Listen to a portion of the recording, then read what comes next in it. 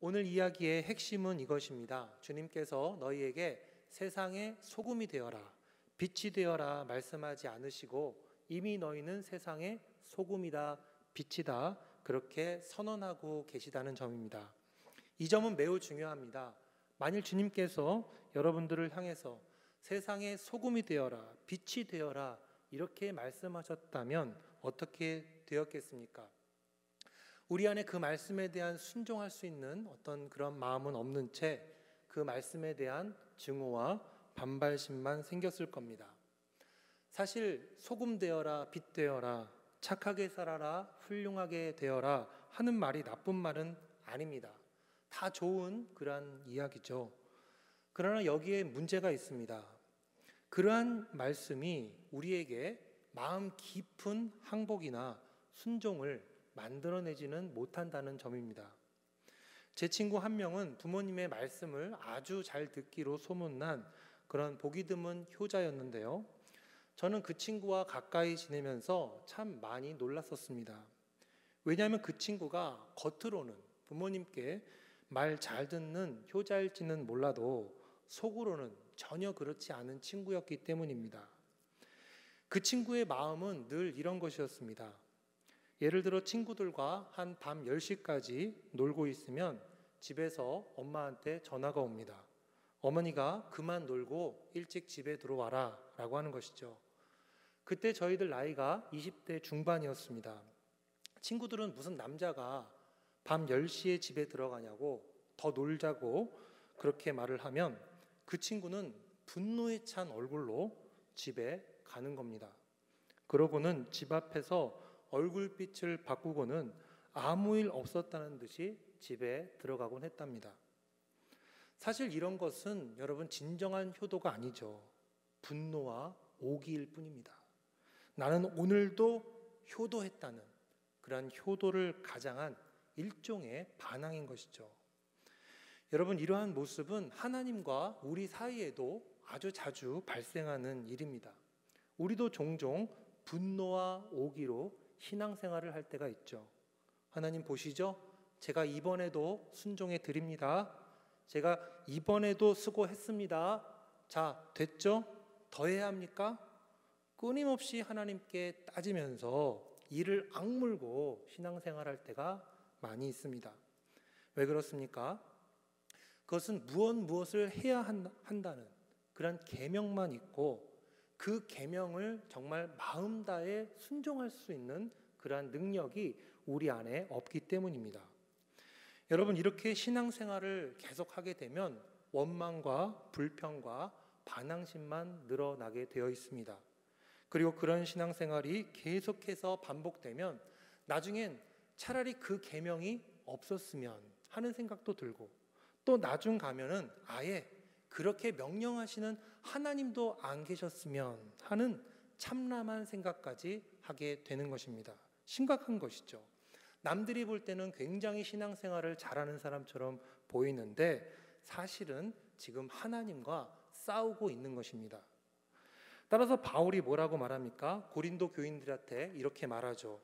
그러므로 우리가 그리스도를 대신하여 간청하노니 너희는 하나님과 화목하라. 무슨 말입니까? 하나님과 싸우지 말고 하나님과 화목하라는 겁니다. 이거 이루어드렸습니다. 저거 이루어드렸습니다. 자 이제 됐죠? 더 해야 됩니까? 얼마까지 더 해야 됩니까? 그렇게 하나님과 싸우지 말고 이미 너희를 사랑하시고 용서하시고 화목하고 계신 그 하나님과 화목하라. 그렇게 말씀하고 계신 겁니다. 여러분 무엇을 해라, 하지 말라라고 하는 율법은 이와 같이 우리를 하나님과 결국 싸우게 만듭니다.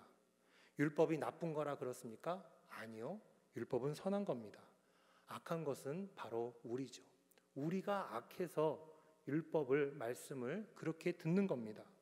하나님의 말씀을 들을 때 아멘, 하나님 맞죠? 그렇게 해야죠. 이런 순종하는 마음으로 기쁨으로 받아들이는 것이 아니라 그 말씀을 받을 때 자, 제가 이렇게 하면 되겠습니까? 자, 됐죠? 만족하시죠? 이런 식으로 어금니 꽉 깨물고 신앙생활을 하니까 율법을 지키면 지킬수록 하나님과의 관계가 좋아지는 것이 아니라 하나님이 더 사랑스럽고 더 하나님을 사랑하고 싶은 마음이 드는 것이 아니라 점점 더 하나님과 멀어지고 불편한 관계가 되고 마는 것입니다. 하지만 하나님은 여러분 그렇게 우리를 하시는 분이 아닙니다. 하라 하지 말라라고 하는 율법으로 우리를 다그치는 그런 분이 아니십니다. 그분은 로마서 8장 3절의 말씀처럼 율법이 육신으로 말미암아 연약하여 할 수 없는 그것을 하시는 그런 분입니다. 어떻게 하십니까?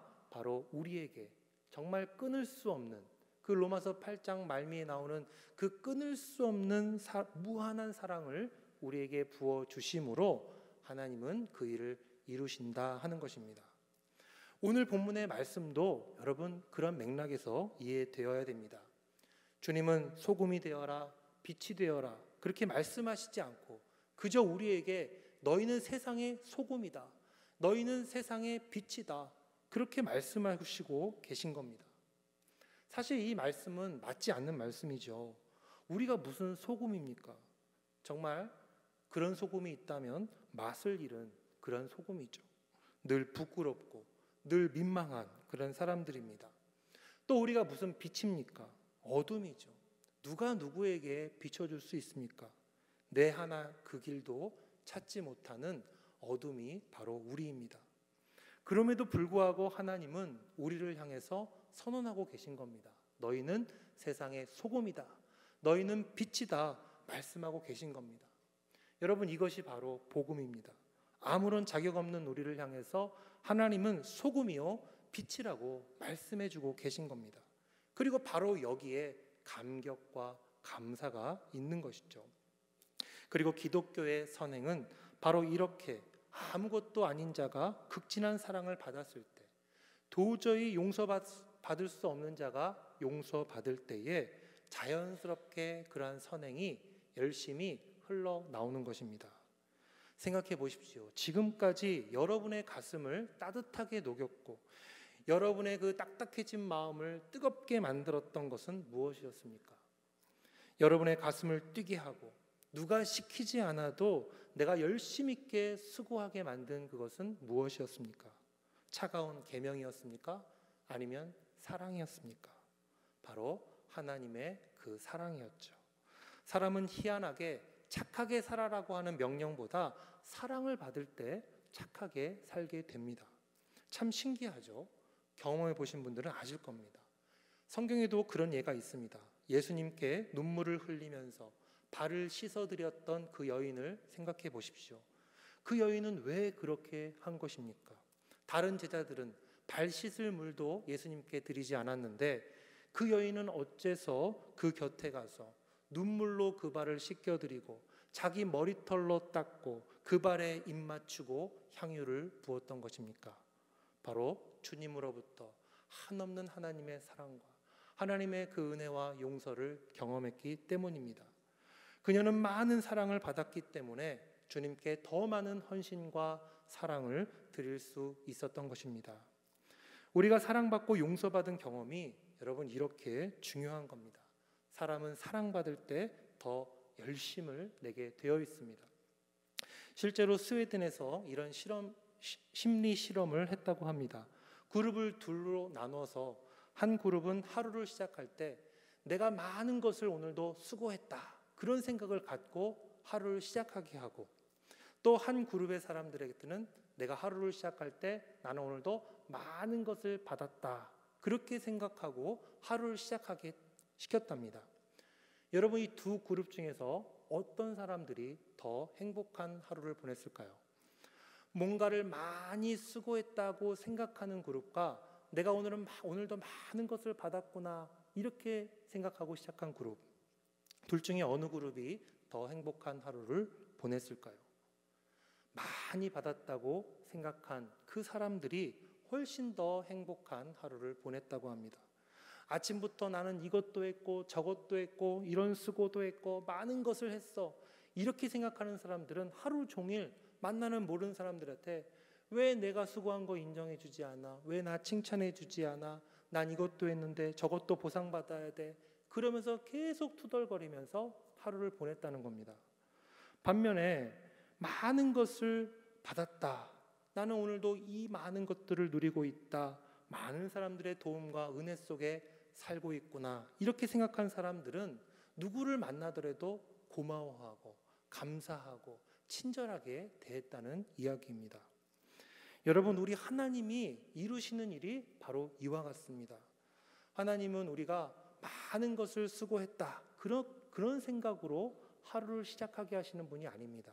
오히려 반대로 너희가 얼마나 많은 사랑 속에 있고 은혜 속에 있는가, 그것을 알려주시고 그런 생각 속에서 하루를 보내게 하시는 분이 바로 우리 하나님이십니다.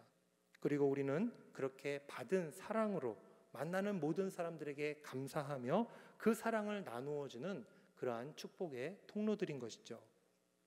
사랑하는 대연의 성도 여러분, 사랑의 열매는 내가 맺어야지 한다고 해서 맺어지는 것이 아닙니다. 참 사랑의 근원이신 예수 그리스도께 우리가 단단히 붙어 있을 때 우리는 그분으로부터 많은 것을 받아 누려서 다른 사람에게 자연스럽게 나누어 줄 수 있는 것입니다. 만일 우리 안에 그 사랑의 열매가 보이지 않는다면, 내가 소금인데 맛을 잃고 있거나 빛인데 그 빛을 발하지 못하고 있다면 그것은 우리가 실천하려는 마음이 부족하거나 우리의 행동이 부족한 게 아닙니다. 우리가 더욱더 그분의 사랑에 단단히 매여있지 않기 때문에 벌어지는 일들입니다. 그러므로 여러분, 더욱더 그 하나님의 사랑에 단단히 매여 있으시는 여러분 되시기를 바랍니다. 더 많은 용서와 더 많은 은혜를 받으며 살아가시기를 바랍니다. 그렇게 할 때 여러분은 어느 자리에 있든지 그 소금의 짠맛을, 그 빛의 밝음을 드러내실 수 있으실 겁니다. 이 한 주도 주님의 그 사랑을 받아 그 사랑을 나누어 줄 수 있는 여러분 되시기를 주님의 이름으로 축복드립니다.